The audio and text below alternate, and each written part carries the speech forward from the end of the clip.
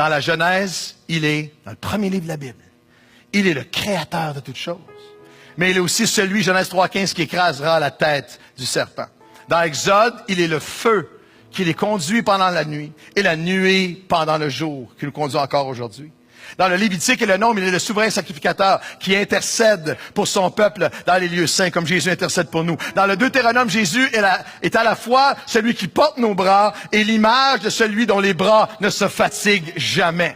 Dans Josué, il est le chef de l'armée de l'Éternel. Dans les Juges, il est l'épée de Dieu. Dans Ruth, il est l'époux parfait qui prend soin de son épouse, comme Jésus prend soin de nous, de son Église, son épouse. Dans 1er et 2e Samuel, il est celui qui appelle les jeunes à son service et il les appelle encore. Dans 1er et 2e Roi, je vois Jésus. Il est ce char de feu qui ramène Élie vers le ciel, qui va amener chacun de nous en lui pour transcender le temps et être avec lui pour toujours. Dans 1er et 2e Chronique, il est la gloire de Dieu qui remplit le temple de Salomon et sa gloire vient maintenant remplir le temple de nos vies. Dites amen à n'importe quel moment. Je le vois dans Esdras et Néhémie, la voix qui appelle une nation brisée à reconstruire des murs qui avaient été détruits et qui nous appelle en Christ à rebâtir des vies.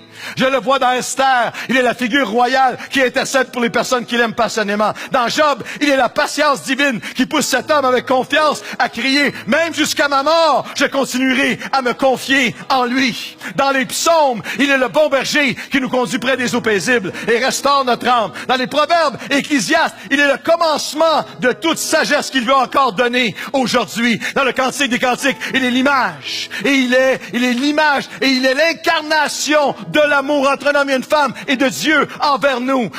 Il est l'image du fiancé parfait. Là encore, dans Ésaïe, il est l'agneau immolé pour nos transgressions, meurtri pour nos iniquités. Je vois Jésus dans Jérémie et dans Lamentation. Il est la voix qui appelle un jeune homme et lui dit, avant ta naissance, je te connaissais. Et avant que tu sois même sorti du ventre de ta mère, je t'appelais. Et Jésus appelle encore aujourd'hui, quel que soit d'où tu viens, à être une nouvelle création.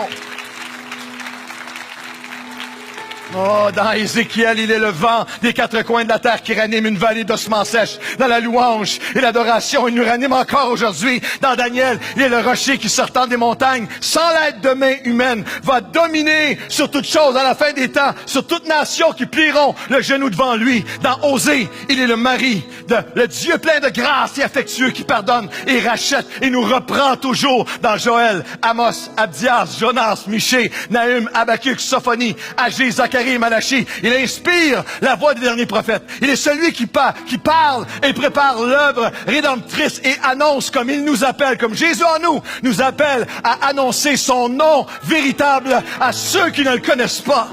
Dans Matthieu, le nouveau-né emmailloté couché dans une mangeoire, mais aussi le lion de la tribu de Juda. Dans Marc, il est celui qui guérit les aveugles, les sourds, les lépreux, et il guérit encore aujourd'hui. Dans Luc, il est le grand médecin, il est le Christ de la croix, il est le Seigneur ressuscité. Dans Jean, Jésus est Dieu fait chair parmi nous. Dans les Actes, il est celui qui déverse son esprit et la puissance sur les nouveaux croyants, et il déverse encore sa puissance sur nous aujourd'hui.